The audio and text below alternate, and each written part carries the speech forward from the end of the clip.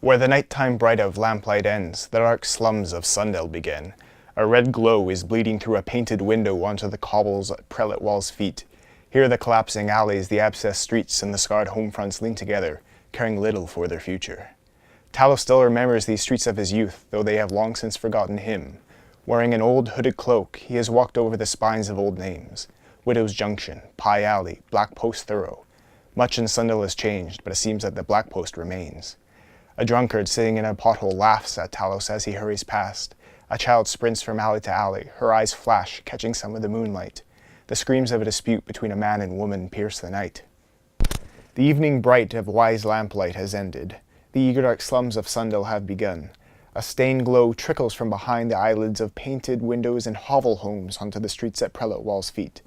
Gouged alleys, pitted lanes, and jagged commons wrap themselves around each other like snakes. A cobblestone survival is a haphazard affair. Talos remembers these old serpent streets, though they have long forgotten him. Hooded, he walks upon the spines of old names, Widow's Junction, Pie Alley, and Black Post Thorough.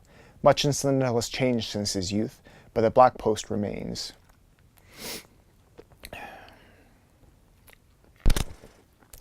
Evening has set. The night has begun to pass, and the streets are lonely and silent. Talos has loitered in the outer city today. He is wearing a poor man's traveling coat, which he has discreetly purchased from a poor man, and he is wearing the hood low over his brow, looking only at the street before him. To those who are unscrupulous, he will appear a common filthy layperson who does not want to be disturbed. If such is the perception, he will likely not be bothered. He is aware, however, that his gait is a bit too healthy, his pace somewhat too quick, yet he is in no mood to lumber ungainly along the ruse.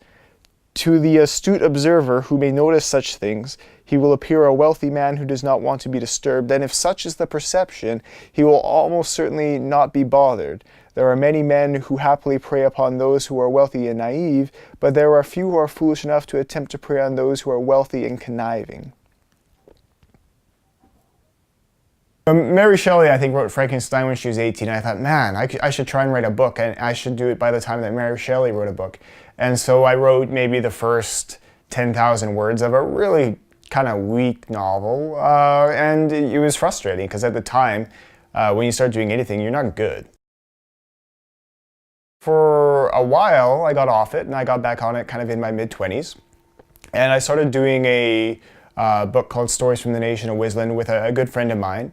And together we did this as a co-author project. And about 7 years later, we finished it up. We decided to self-publish it. Now I'm working on my second book that's more Edmonton focused.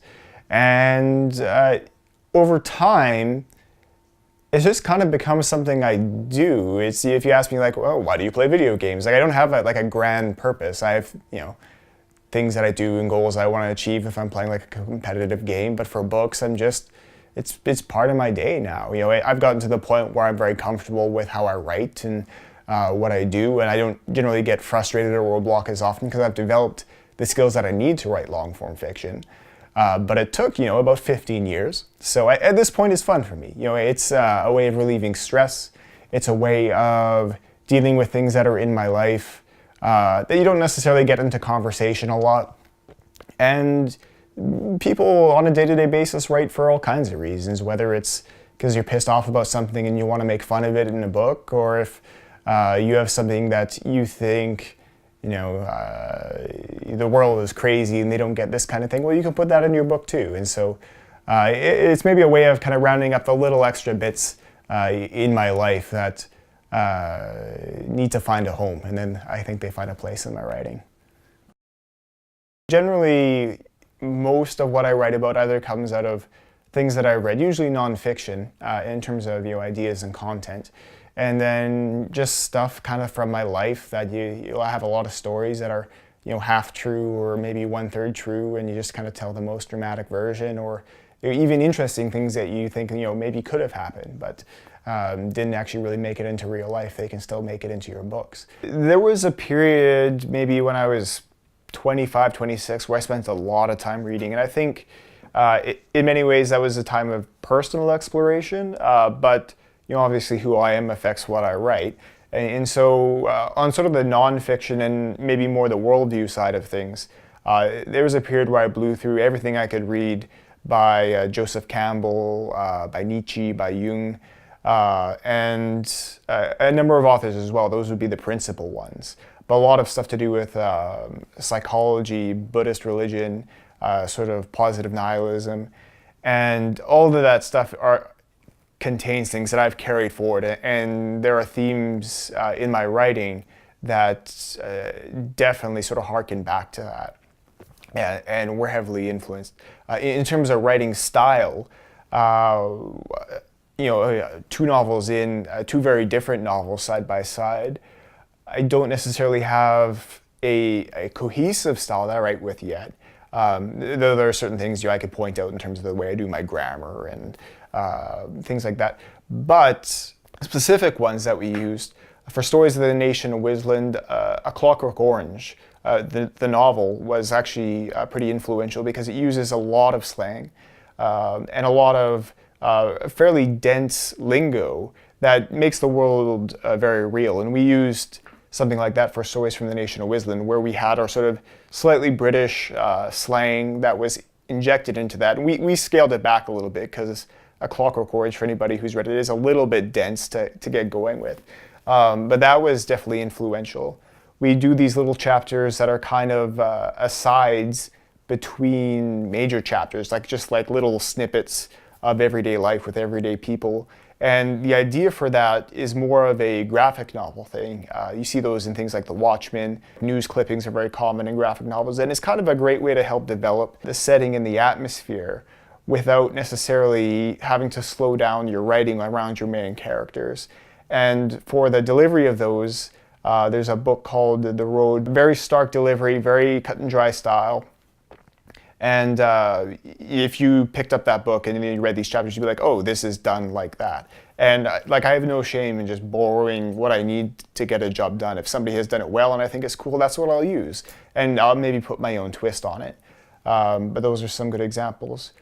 One which is maybe the biggest influence on when we wrote Stories from the Nation of Wisland is when I was young, my mom bought me the first Game of Thrones book, or the first Game of Thrones book is a Game of Thrones, the first Song of Ice and Fire book. So you read the first couple chapters, and it follows these Stark characters, and then you switch over to the Lannisters, which is the competing, kind of the more hostile and evil family. I thought that was so cool that you could read from different points of view, and I've always enjoyed that idea of having not necessarily the good guys and the evil guys, but having just the competing interests.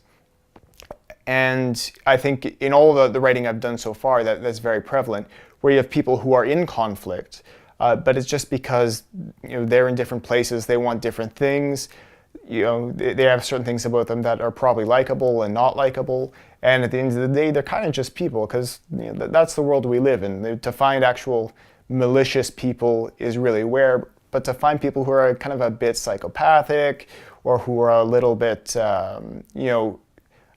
ruled by their insecurities or things like that, that's very common. And sometimes people like that do terrible things, but it's very interesting to see why. And I think that those stories are very interesting to tell. When I started out, I had a very, very negative view of it. And my view of it was that you would buy some stock, you'd order some books in boxes, you do a print run, you put them in your garage, then you would ship them, and you would do this all yourself. And that's all dead now. That's all completely changed. And the way self-publishing works now is you have your ebooks, of course, and we understand that that's obviously very accessible and very easy for an author because there's no material there. Just you put your ebook together and then you can sell it. But paper books have become like that too, where for self-publishing now, services are doing this on a print-on-demand basis. So rather than having a printing press bang out 1,000 books at once, I create a PDF and get my cover work together, and I put a book together, and when somebody orders a copy of one of these novels, a one-off of them gets printed and then gets mailed out to somebody, and I do nothing. So other than putting the material together, it's completely out of my hand. You get your cake, but you can kind of eat it too a little bit. Like, you have no risk. And so it was just such an easy thing to do that when we didn't experience immediate success publishing Stories from the Nation of Wisland, we just put it out ourselves. And there really is no downside to it these days. You just almost may as well have a copy out until somebody picks you up. Competing for people's time is hard. Like, actually selling a book is not that difficult. Getting somebody to read it afterwards is tough. Most people probably only read 2 to 5 books a year, even if they are readers, and many people don't even read fiction at all. And so getting your book out into people's hands and getting them to actually give you that 8 to 10 hours to read your book, that's a huge ask for most people. And so the challenge is really just finding your audience, finding people who are going to engage enough with you that they will give you that time. And hopefully they will know like-minded people and go out and find them for you and pass the book along. I would say my rule of thumb when I'm writing something is just write it down badly and then fix it. And you can do that anytime. You can write a bad paragraph anytime you want. And as long as it has that glimmer of what I want in there, like whatever compelled me to write it, as long as it's there to work with, I can come back to it and I can fix it later. And the other rule I've learned, actually, and I think this is maybe a more important one, is when you're trying to write something, because again, you think it's a real cerebral thing, you try and write it in your head, or you can try and do that. I never do that. I never try and write a paragraph in my head because I'm not gonna have the context there. I'm not gonna have the structure of like everything going on around it there. You can't just hold that all in suspension. You gotta read your story as you have it and then work with what's already there. And I'll keep track of things I want to add if I have some dialogue I want to do or some core material. I'll hang on to that. But never, ever, ever do I try and write something down in my head. I find that it just ends up being very frustrating because you bring it back to the computer or to write it down and you look at it and well, it's still not what I wanted, and it's because you didn't do it in the right place. You got to do that, in the context of everything else in your book too. So that's a habit that used to drive me nuts. Probably I was trying to write a book basically 24 hours a day in my brain, and eventually I just got rid of it. My plan is just to do better work. That's honestly my master plan. Is that if I write something that's better, that's way above the bar. And I keep at this, and I do a little bit of promotion, and I'm getting this thing out to people's hands. People will notice. People always want the best experience they can get, and if I can do that, the product will take care of itself. And so, in some ways, I find this to almost be a very kind of old school perspective, and it's certainly not a perspective that I think is going to give me a lot of short-term success or a lot of immediate success. But I think in the long run, you can get ahead with the hustle and the tricks and like really good promotion. But you can only push your product so hard. You can only do so much. At the end of the day, the product has to speak for itself. And so that's where I focused most of my energy so far, is in developing myself as a writer. And in these coming years, I'll try and develop myself as a promoter as well.